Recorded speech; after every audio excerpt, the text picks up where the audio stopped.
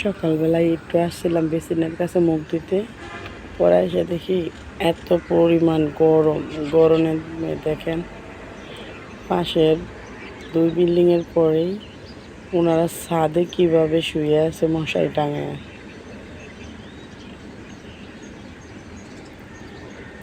আসলে এত পরিমাণ গরম পড়ছে যা বিল্ডিং রুমগুলোর মধ্যে আরও বেশি গরম। কি করব, বাধ্যতা, ছাদে যে মশারি টাঙায় শুয়ে রয়েছে।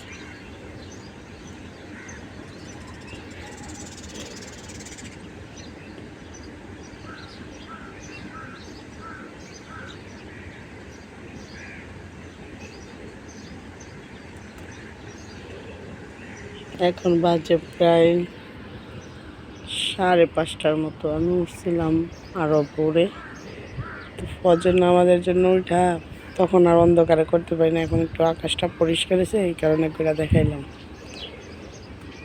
গরমে মানুষ কি করব।